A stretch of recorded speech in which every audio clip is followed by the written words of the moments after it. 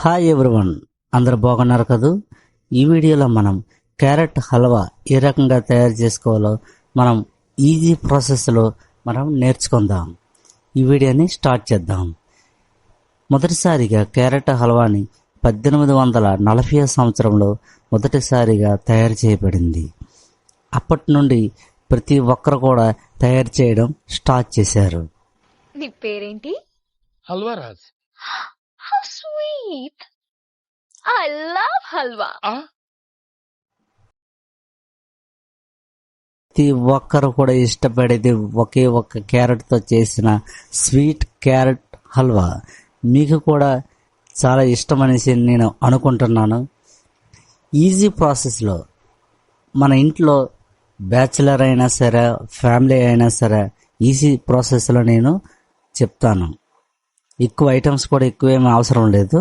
మొదటిసారిగా నెయ్యి వేసుకోండి. కడాయిలోన నెయ్యి వేసుకున్న తర్వాత తరిగిన క్యారెట్ని మంచిగా ఫ్రై చేసుకోండి. బాగా ఫ్రై అయిన తర్వాత అందులోన ఉండే క్యారెట్లో ఉండే వాటర్ చెమ్మ అనేది వదలడం జరుగుతుంది. చాలా స్మూత్గా తయారైన తర్వాత పాలను, ఒక గ్లాస్ పాలను కూడా ఆ క్యారెట్లోనే వేసేయండి. చాలా ఈజీ ప్రాసెస్. ఇది పెద్ద విడ్డూరం ఏమి కాదు. పాలు వేసిన తర్వాత మరిగించండి.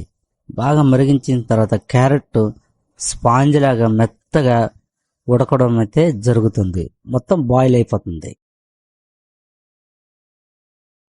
చాలా టేస్టీగా ఉండే సూపర్ స్వీట్ క్యారెట్ హల్వా మూత పెట్టేసిన తర్వాత బాగా బాయిల్ అయిపోయింది. ఒక కప్పు బెల్లాన్ని తీసుకొని ఆ క్యారెట్లో వేసేయండి. క్యారెట్లో వేసిన తర్వాత మొత్తం ఈ బెల్లంలో ఉండే స్వీట్ని మొత్తం కూడా మరగడం జరుగుతుంది. మొత్తం వాటర్ రూపంలో మొత్తం మరిగిపోతుంది. మరిగిపోయి గట్టిగా తయారవడం స్టార్ట్ అవుతుంది. తర్వాత డ్రై ఫ్రూట్స్ అనగా కాజు, కిస్మిస్ మొత్తం నెయ్యిలో వేయించుకొని పైనుండి వేస్తే చాలా బాగుంటుంది. అంటే మీకు అందుబాటులో లేదంటే అది వేసుకోండి, దానికి పెద్ద ఇదేం లేదు. మేము సింపుల్ ప్రాసెస్లో మాత్రమే తయారు చేయడం ఎలాగో మేము చూపించాను, అంతేగాని ఇంకా ఎక్కువ ఐటమ్స్ చూపిస్తే ఇంకా బోల్డ్ అంత పని ఉంటుంది. నేను వేసేది కాజు, కిస్మిస్, కొబ్బరి ముక్కలు కూడా నేను వేసాను. మీకు కూడా ఏదో ఒకటి కాజు కిస్మిస్